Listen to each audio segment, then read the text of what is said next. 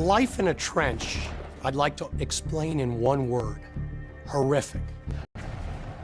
It's mud, it's death, it's rats, it's stench, and soldiers develop an attitude in a trench that everybody is going to die. Life in the trench was abysmal.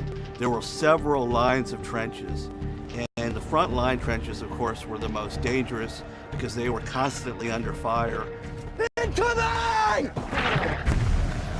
The Germans dug assiduously, building dry, safe, and comfortable trenches for themselves with bunkers that actually had electricity and sometimes running water.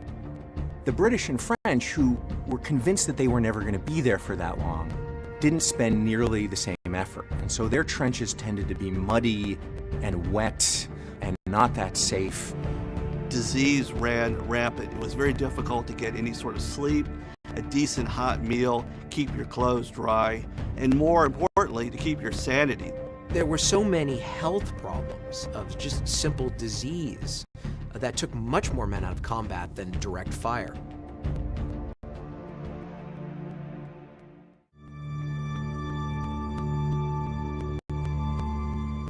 I think one word that would surprise people about life in a trench: boredom.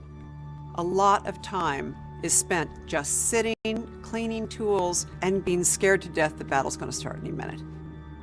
It was just the day-to-day monotony of being trapped in this very small space and fighting for a war that's really fought in inches.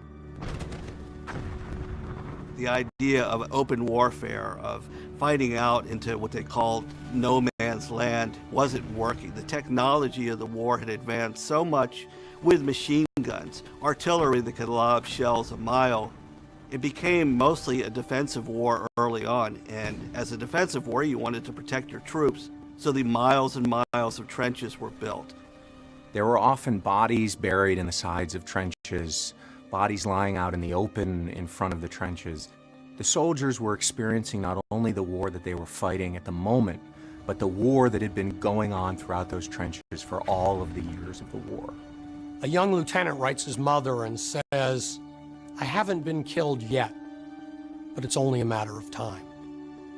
That's typical of the way soldiers felt about life in the trench. You just did it. You existed day to day, tried to go on, keep your chin up, but one day, the bullet was going to have your name on it, and you were going to perish. You weren't going home.